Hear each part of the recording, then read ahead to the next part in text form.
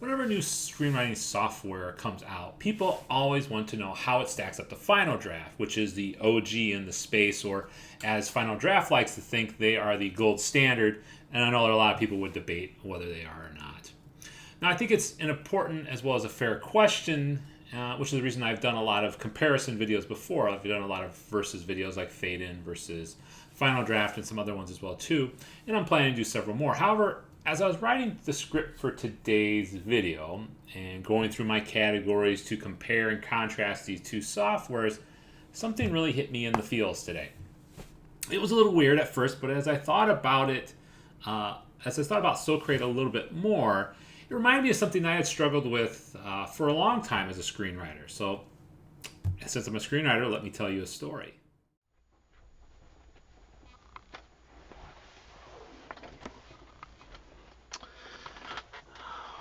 All right, so I'm here to tell you a story. So when I was in 6th grade, I really learned how to draw. Now I know it sounds a little different, but bear with me for a second. So I learned how to draw. If you haven't noticed already, in any of my videos, I have what they call monocular vision. So when I was growing up, my eyes don't work together. I can only see through one eye at a time. Just the way that my brain works. Both of my eyes work, but it makes it really hard for me to, as you can tell from time to time, focus on things. You'll see my eyes dart off from time to time. And that's just because I'm only seeing through one eye at a time. And if I don't put my focus through both eyes, I can't keep my eyes together. Well, this is really hard for drawing. It was really hard for me to make a straight line because I'd be looking with my right eye and then suddenly my left eye would kick in and I would be off. And it would always ruin my drawings. Well, in 6th grade, I finally figured out my sight enough that I could draw fairly well. And I had a wonderful picture of an owl that was so good that they put it on the school book anthology. It also did so well that I did a wood carving of it and submitted it to the state fair and won first place for that. So I was pretty happy about my art, and I was really pumped going into 7th grade because I was going to be taking more art classes. And then there was Mr. Green, who was my 7th grade art teacher. He did not like anything I did. He introduced us to a lot of different things about art, a lot of different ways, going from our imaginations and going from looking at objects, doing pointillisms, which was probably my favorite art project back then. But it was really hard for me still because of my monocular vision to be able to do stuff. And then at the, so it was really hard for me. So by the end of 7th grade, I still remember we're sitting it's the last week of class and he's going over and talking to folks about what they liked or didn't like about the class. And he came to me and says, so Paul, he says, what's your report card look like? I said, mostly A's. He says, until you came to my class, right? And I said, well, yeah, you gave me a C. And he's like, you need to study it for other classes. You got to remember you're not an artist. Wow. 7th grade, he's already told me that I'm not an artist, that I shouldn't even bother doing art. And that doesn't seem like mean words, but those words have haunted me for a majority of my life. It wasn't until I was 40 that I was able to break free and actually begin to draw again. I remember how emotional it was the first time I drew. And even those comments really clamped on anything I did creatively. I would always hear his words in my mind, you're not an artist. I don't know why I believed him. He was a teacher, so why shouldn't I have believed him? But he was wrong. And so I began to write. And I began to doing screenplays. And screenplays for me have been really hard because that inner critic for me always takes the form of Mr. Green. And I always hear how bad my stuff is, how I'm never going to make it, and stuff like that.